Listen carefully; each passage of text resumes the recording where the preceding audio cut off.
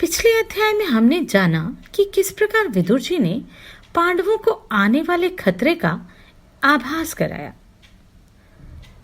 यद्यपि युधिष्ठिर जी उनकी सभी बातें समझ गए थे, पर क्या वे उन बातों से कुछ अवसर प्राप्त कर पाए? जाने इस अध्याय में। वैशंपायन जी कहते हैं, जन्मेजय नरश्रेष्ठ पांडवों के शुभागमन का समाचार सुनकर वारणवत नगर से वहां के समस्त प्रजाजन अत्यंत प्रसन्न हो आलस्य छोड़कर शास्त्र विधि के अनुसार इस तरह की मांगलिक वस्तुओं की भेंट लेकर हजारों की संख्या में नाना प्रकार की सवारियों के द्वारा उनकी आगवानी करने के लिए आए। कुंती कुमारों के निकट पहुंचकर वारणवत के सब लोग उनकी जय जयकार करते और आशीर्वाद देते हुए उन्हें चारों ओर से घेर कर खड़े हो गए। उनसे घिरे हुए पुरुष सिंह धर्मराज युधिष्ठिर, जो देवताओं के समान तेजस्वी थे, इस प्रकार शोभा पा रहे थे मानो देव मंडली के बीच साक्षात वज्रपाणी इंद्र हों। निष्पाप जन्मेजय पुरुवासियों ने पांडवों का बड़ा स्वागत सत्कार किया। फिर पांडवों ने भी नागरिकों को आदर पूर्वक अपनाकर जन समुदाय से भरे हुए सजे सजाए वारणवत नगर में प्रवेश किया। राजन, नगर में प्रवेश करके वीर पांडव सबसे पहले शीघ्रता पूर्वक स्वधर्म परायण ब्राह्मणों के घरों में गए। तत्पश्चात वे नरश्रेष्ठ कुंती कुमार नगर के अधिकारी क्षत्रियों के यहाँ गए। इसी प्रकार वे क्रमशः वैश्यों और शूद्रों के घरों पर भी उपस्थित हुए। भरत श्रेष्ठ नगर निवासी मनुष्यों द्वारा पूजित एवं सम्मानित हो पांडव लोग पुरोचन को आगे करके डेरे पर गए। वहां पुरोचन उनके लिए खाने पीने की उत्तम वस्तुएं, सुंदर शैयाएं और श्रेष्ठ आसव प्रस्तुत करने लगे। उस भवन में पुरोचन द्वारा उनका बड़ा सत्कार हुआ। वे अत्यंत बहुमूल्य सामग्रियों का उपयोग करते थे और बहुत से नगर निवासी श्रेष्ठ पुरुष उनकी सेवा में उपस्थित रहते थे। इस प्रकार वे बड़े आनंद से वहां रहने लगे। 10 दिनों तक वहां रह लेने के पश्चात पुरोचन ने पांडवों से उस नूतन गृह के संबंध में चर्चा की, जो कहने को तो शिव भवन था, परंतु वास्तव में अमंगलकारी था। पुरोचन के कहने से वे पुरुष सिंह पांडव अपनी सब सामग्रियों और सेवकों के साथ उस नए भवन में गए मानो गुह्यगण कैलाश पर्वत पर जा रहे हों। उस घर को अच्छी तरह देखकर समस्त धर्मात्माओं में श्रेष्ठ युधिष्ठिर ने भीमसेन से कहा, भाई, यह भवन तो आग भड़काने वाली वस्तुओं से बनाया जान पड़ता है। शत्रुओं को संताप देने वाले भीमसेन, मुझे इस घर की दीवारों से घी और लाह मिली हुई चर्बी की गंध आ रही है। अतः स्पष्ट जान पड़ता है कि इस घर का निर्माण अग्निदीपक पदार्थों से ही हुआ है। गृह निर्माण के कर्म में सुशिक्षित एवं विश्वसनीय कारीगरों ने अवश्य ही घर बनाते समय सन, राल, मूंज, बलवज अर्थात मोटे तिनके वाली घास और बांस आदि सब द्रव्यों को घिस सींच कर बड़ी खूबी के साथ इन सब के द्वारा इस सुंदर भवन की रचना की है। यह मंदबुद्धि पापी पुरोचन दुर्योधन की आज्ञा के अधीन हो सदा इस घात में लगा रहता है कि जब हम लोग विश्वस्त होकर सोए हों तब वह आग लगाकर हमें जला दे। यही इसकी इच्छा है। भीमसेन, परम बुद्धिमान विदुर जी ने हमारे ऊपर आने वाली इस विपत्ति को यथार्थ रूप से समझ लिया था, इसलिए उन्होंने पहले ही मुझे सचेत कर दिया था। विदुर जी हमारे छोटे पिता और सदा हम लोगों का हित चाहने वाले हैं, अतः उन्होंने स्नेहवश हम बुद्धिमानों को इस अशिव अर्थात अमंगलकारी गृह के संबंध में, जिसे दुर्योधन के वशवर्ती दुष्ट कारीगरों ने छिपकर कौशल से बनाया है, पहले ही सब कुछ समझा दिया।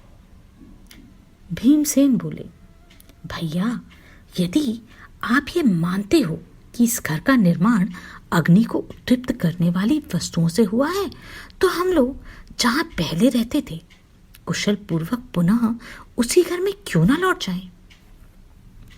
युधिष्ठिर बोले, भाई, हम लोगों को यहाँ अपनी बाह्य चेष्टाओं से मन की बात प्रकट न करते हुए यहाँ से भाग छूटने के लिए अनुकूल निश्चित मार्ग का पता लगाते हुए पूरी सावधानी के साथ यही रहना चाहिए।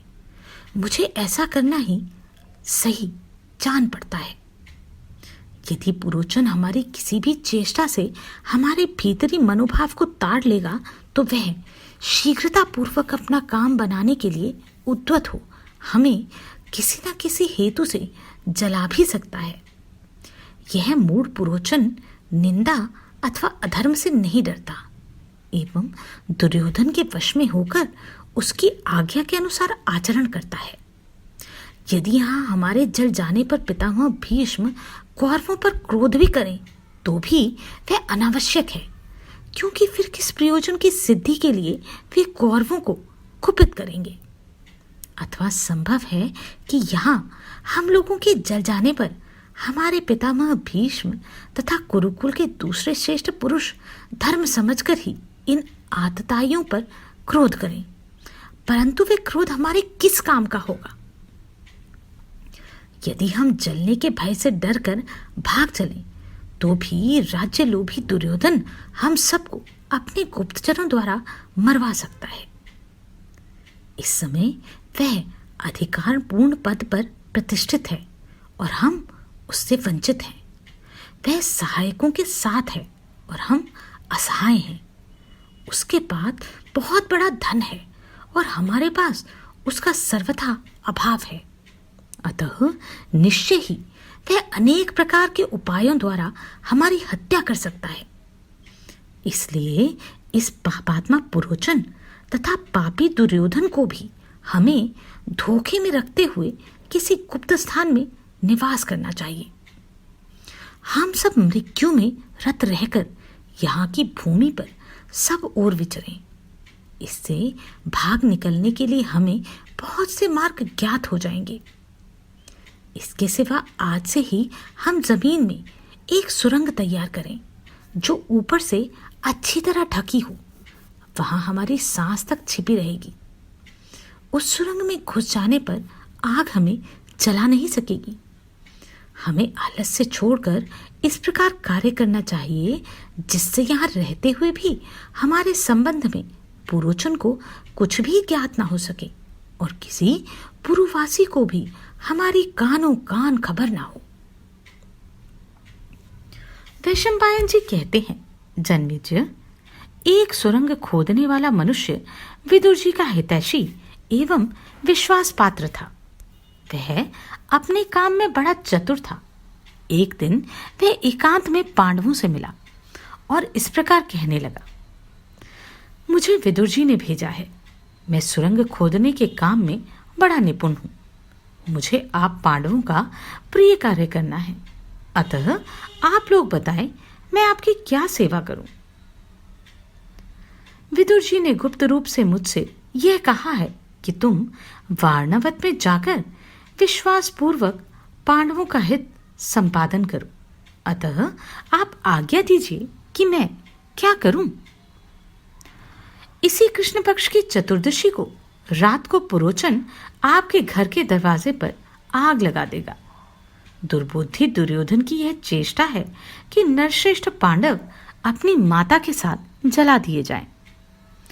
पांडुनंदन, विदुर जी ने मलेच्छ भाषा में आपको कुछ संकेत किया था और आपने तथास्तु कहकर उसे स्वीकार किया था।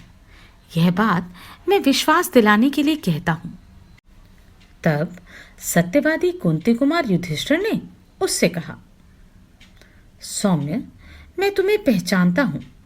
तुम विदुर जी के हितैषी, ईमानदार, विश्वसनीय, प्रिय तथा उनके प्रति सदा अविचल भक्ति रखने वाले हो। हमारा कोई भी ऐसा प्रयोजन नहीं जो परम ज्ञानी विदुर जी को ज्ञात ना हो। तुम विदुर जी के लिए जैसे आदरणीय और विश्वसनीय हो, वैसे ही हमारे लिए भी हो। तुमसे हमारा कोई अंतर नहीं है। हम लोग जिस प्रकार विदुर जी के पालनीय हैं, वैसे ही तुम्हारे भी हैं। जैसे वे हमारी रक्षा करते हैं, वैसे ही तुम भी करो। यह घर आग भड़काने वाले पदार्थों से बना है। हमारा विश्वास है कि दुर्योधन के आदेश से पुरोचन ने हमारे लिए ही इसे बनवाया है। पापी दुर्योधन के पास खजाना है और उसके बहुत से सहायक भी हैं। इसलिए वे दुर्बुद्धि पापात्मा सदा हमें सताया करता है। तुम यत्न करके हम लोगों को इस अग्नि से बचा लो, अन्यथा हम लोगों के यहाँ दग्ध हो जाने पर दुर्योधन का मनोरथ सफल हो जाएगा। यह उस दुरात्मा का अस्त्र शस्त्रों से भरा हुआ आयुधागार है। इसी के सहारे इस महान गृह का निर्माण किया गया है। इसमें चार दीवारी के निकट तक कहीं कोई बाहर निकलने का मार्ग नहीं है। अवश्य ही दुर्योधन का यह अशुभ कर्म है, जिसे वह पूर्ण करना चाहता है। पहले ही विदुर जी को मालूम हो गया था, इसलिए उन्होंने हमें इसकी जानकारी करा दी। विदुर जी की दृष्टि में जो बहुत पहले आ चुकी थी, वही यह विपत्ति आज हम लोगों पर आई ही आई है। तुम हमें इस संकट से इस तरह मुक्त करो जिससे पुरोचन को हमारे विषय में कुछ भी ज्ञात ना हो। तब उस सुरंग खोदने वाले ने बहुत अच्छा, ऐसा ही होगा, यह प्रतिज्ञा की और कार्य सिद्धि के प्रयत्न में लग गया। खाई की सफाई करने के ब्याज से उसने एक बहुत बड़ी सुरंग तैयार कर दी। भारत, उसने उस भवन के ठीक बीच से वह महान सुरंग निकाली। उसके मुहाने पर किवाड़ लगे थे। वह भूमि के समान सतह में ही बनी थी, अतः किसी को ज्ञात नहीं हो पाती थी। पुरोचन के भय से उस सुरंग खोदने वाले ने उसके मुख को बंद कर दिया था। दुष्ट बुद्धि पुरोचन सर्वदा मकान के द्वार पर ही निवास करता था। पांडवगण भी रात्रि के समय शस्त्र संभाले सावधानी के साथ उस द्वार पर ही रहा करते थे। इसलिए पुरोचन को आग लगाने का अवसर नहीं मिलता था। वे दिन में हिंसक पशुओं के मारने के बहाने एक वन से दूसरे वन में विचरते रहते थे। पांडव भीतर से तो विश्वास न करने के कारण सदा चौकन्ने रहते थे, परंतु ऊपर से पुरोचन को ठगने के लिए विश्वस्त की भांति व्यवहार करते थे। राजन, वे संतुष्ट ना होते हुए भी संतुष्ट की भांति निवास करते और अत्यंत विस्मय युक्त रहते थे। विदुर के मंत्री और खुदाई के काम में श्रेष्ठ उस खनक को छोड़कर नगर के निवासी भी पांडवों के विषय में कुछ नहीं जान पाते थे। वैशंपायन जी कहते हैं, जन्मेजय, पांडवों को 1 वर्ष से वहां प्रसन्नचित हो विश्वस्त की तरह रहते देख पुरोचन को बड़ा हर्ष हुआ। उसके इस प्रकार प्रसन्न होने पर धर्म के ज्ञाता कुंती नंदन युधिष्ठिर ने भीमसेन, अर्जुन, नकुल और सहदेव से इस प्रकार कहा, पापी पुरोचन हम लोगों को पूर्ण विश्वस्त समझ रहा है। इस क्रूर को अब तक हम लोगों ने धोखा दिया है। अब मेरी राय में हमारे भाग निकलने का यह उपर्युक्त अवसर आ ही पहुंचा है। इस अयुद्धागार में आग लगाकर पुरोचन को जला करके इसके भीतर 6 प्राणियों को रखकर हम इस तरह भाग निकलें कि कोई हमें देख न सके। महाराज, तदनंतर एक दिन रात्रि के समय कुंती ने दान देने के निमित्त ब्राह्मण भोजन कराया। भारत, वे सब स्त्रियां इच्छानुसार घूम फिर कर खा पी लेने के बाद कुंती देवी से आज्ञा ले रात में फिर अपने अपने घरों को ही लौट गईं। परंतु देवेच्छा से उस भोज के समय एक भीलनी अपने 5 बेटों के साथ वहां भोजन की इच्छा से आई, मानो काल ने ही प्रेरित करके उसे वहां भेजा था। वह भीलनी मदिरा पीकर मतवाली हो चुकी थी। उसके पुत्र भी मदिरा पीकर मस्त थे। राजन, मदिरा के नशे में बेहोश होने के कारण अपने सब पुत्रों के साथ वे वहीं घर में सो गई। उस समय वे अपनी सुध-बुध खोकर मृतक सी हो गई थी। रात में जब सब लोग सो गए, उस समय सहसा बड़े जोर की आंधी चली। तब भीमसेन ने उस जगह आग लगा दी जहां पुरोचन सो रहा था। फिर उन्होंने लाक्षागृह के प्रमुख द्वार पर भी आग लगाई। इसके पश्चात उन्होंने उस घर के चारों ओर आग लगा दी। जब वह सारा घर अग्नि के लपटों में घिर गया, तब यह जानकर कि शत्रुओं का दमन करने वाले पांडव अपनी माता के साथ सुरंग में घुस गए। फिर तो वहां अग्नि की भयंकर लपटें उठने लगी। भीषण ताप फैल गया। घर को जलाने वाली उस आग को महान चटचट आवाज सुनाई देने लगी। इससे उस नगर का जनसमूह जाग उठा। उस घर को जलता देख पुरवासियों के मुख पर दीनता छा गई। वे व्याकुल होकर कहने लगे, अहो, पुरोचन का अंतःकरण अपने वश में नहीं था। उस पापी ने दुर्योधन की आज्ञा से अपने ही विनाश के लिए इस घर को बनाया और जला भी दिया। अहो, धिक्कार है। धृतराष्ट्र की बुद्धि बहुत बिगड़ गई है, जिसने शुद्ध हृदय वाले पांडु पुत्रों को शत्रु की भांति आग में जला दिया। सौभाग्य की बात है कि यह अत्यंत खोटी बुद्धि वाला पापात्मा पुरोचन भी इसी समय दग्ध हो गया, जिसने बिना किसी अपराध के अपने ऊपर पूर्ण विश्वास करने वाले नरश्रेष्ठ पांडवों को जला दिया। वैशंपायन जी कहते हैं, जन्मेजय, इस प्रकार वार्णवत के लोग विलाप करने लगे। वे रात भर उस घर को चारों ओर से घेर कर खड़े रहे। उधर समस्त पांडव भी अत्यंत दुखी हो अपनी माता के साथ सुरंग के मार्ग से निकलकर तुरंत ही दूर चले गए। उन्हें कोई भी देख न सका। नींद न ले सकने के कारण आलस्य और भय से युक्त परंतप पांडव अपनी माता के साथ जल्दी जल्दी चल नहीं पाते थे। राजेंद्र भयंकर वेग और पराक्रम वाले भीमसेन अपने सब भाइयों तथा माता को साथ लिए चल रहे थे। वे महान बल और पराक्रम से संपन्न थे। उन्होंने माता को तो कंधे पर बैठा लिया और नकुल सहदेव को गोद में उठा लिया तथा शेष दोनों भाइयों को दोनों हाथों से पकड़कर उन्हें सहारा देते हुए चलने लगे।